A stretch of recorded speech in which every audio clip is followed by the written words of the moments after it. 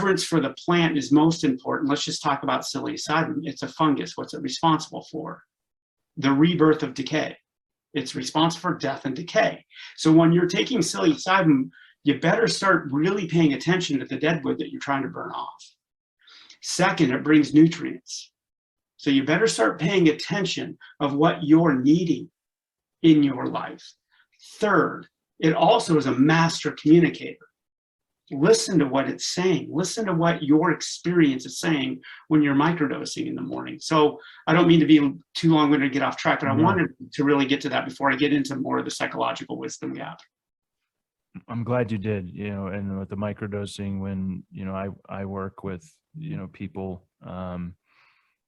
they're not used to having a bit of that introspection from the psilocybin and a little bit of that intuitive awareness that they don't know it's intuitive awareness yet. They're like, what is this? I said, say yes to it. Don't say no, because no is resistance. Yes is courage. Lean into that, because that's that, death, rebirth that you just mentioned. And I love that analogy with, like, the fungus. It's, it's creates life as it takes life. And what is that, the debris that you're burning off. And for mentioning, the Buddhist approach is that life is suffering, but many people don't want to sit in their suffering. They don't want to get out of their suffering. Actually, it's the other way around. They would rather sit in their suffering because it's kind of comfortable, and it's comfortable to just keep like going in circles and complaining and not making any radical changes in your life. So microdosing can really help make those gradual shifts. It's not the, we have an analogy that we use in Medicine Box here, that, it's a gentle rake that just rakes away at the vestiges of the ego. It's not the leaf blower like ayahuasca or a 5 gram, mushroom. And that has its place too. However, I think everyone the people that want to just keep going into that void and not do the gradual perception shifts and the perspective shifts in their life, and keep falling into that void, because that's where the answers are. And understand the archetype of the plant medicine. Right. Sorry if I interrupted. No, it's fine. And the archetype of the plant medicine, and knowing that, if that spirit of the plant that you're not resonating with or in alignment with, it's there to teach you that too. And that's a whole other maybe webcast to talk about the spirits of plants and going into the void and the unknown and keep searching for that meaning, when these are just tools. They're just things to get you to the thing, and that thing is you. And I can't take that quote. That's something I heard at the Meatdelic Psychedelic Conference in November, but I just love that. They're a thing to get you to the thing, and that thing is you. So agreed. And I guess that's a good segue to run into psychotherapy wisdom gap, and I'll try to make it quick because I know we want questions.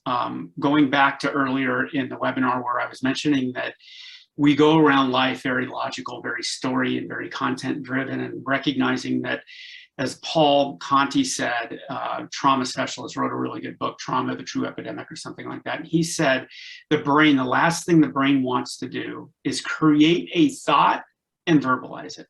By the time we've created a thought and verbalized it, we have lost all the messaging.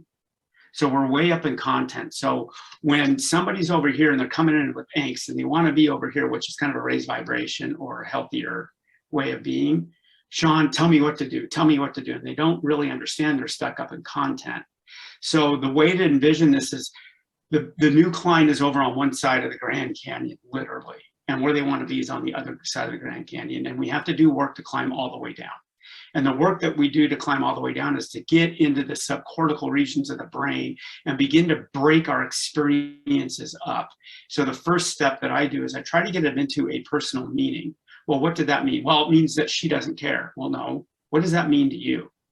And it takes people a while to internalize it. And finally we'll say, well, because it means I don't matter. Right, great. And it can take a couple sessions, and then you ask sidebar questions. What does that remind you of? Where else do you see yourself not mattering? And then we really get into what I think is incredibly important, the experiential awareness, really the emotional intelligence of feeling what we're really going through. So once we get into the meaning, then we start dropping into the what I call the primary emotions, not secondary, not frustrated, sad, mad, unimportant, disregarded, neglected, insecure. And we start seeing a theme. When you start doing this with people, it'll be, after a while, it'll start being the same 3 or 4 words, which are interestingly are attached to early childhood adverse experiences, usually trauma. So we begin to do that and begin to do a little bit of parenting work on that. And then once we get down in there, then I have what I call a structural belief and a structural belief equation. And everything we do is a subcortical response. Brian will be interested. I did listen to Huberman on Rogan this morning, and he pissed me off because he really doesn't understand microdosing. I don't know if you've heard the podcast. He's a very science lab science guy. And he frustrated me. But one thing that he did say, which is within the brain research, is our memories are in the hippocampal regions of the brain, which are like way down low. And then we process them first through a thymal area of the brain. That's the first thing that fires when we begin to do interventions that get people subcortical. So everything you do in life is way unconscious subcortical. And as Carl Jung talks about, and some of like myself talk about, it's usually a negative core schema driven. So then we go out and act to soothe it, and we don't recognize. So when we drop down into meaning and experiential awareness, we get the feelings. What's that say about me? I must be what? I must be unworthy. I must be unlovable. Right. Where do you see that playing out in life? And that is really difficult because people, as I am unlovable and I don't view myself as important always. So I have to start looking in places that I position myself to reinforce that unimportance. I'm nervous today.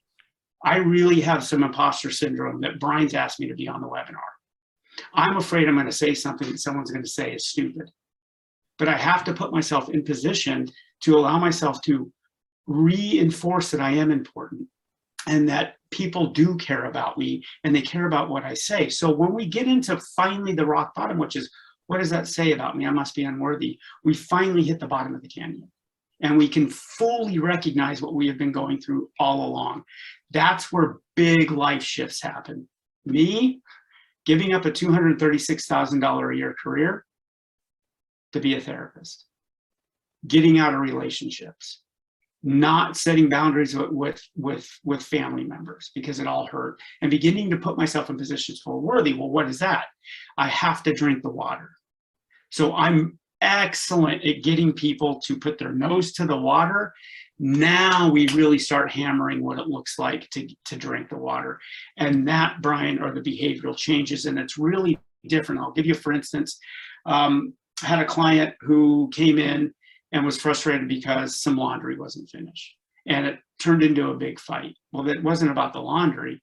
It was about unmet expectations. So we worked on what needs to happen in that moment where you look at the laundry not being done and you get triggered. Well, what's it mean? It means my expectations weren't met. What does that say about me? I'm unimportant, unheard, etc. Well, I must be what? Unlovable. So if you knew that going in, what could have been different? I could have expressed that when I perceive my expectations aren't met, it causes me to feel unworthy. Can I share what happened and where my mind fuck went? So it's beginning to change the way we communicate, getting out of relationships that reinforce the negative core schema. And then we start hiking out of the canyon, and that's the work. And most people are afraid of doing the work because they're afraid of changing. And you can't have different without change. Taking responsibility and acting on your free will. That's really what it comes down to. I just want to pause and just let that just absorb. How's that, everybody, for some emotional intelligence 101? It actually brings some tears to my eyes, knowing that expectations are just resentments under construction and that nothing changes if nothing changes.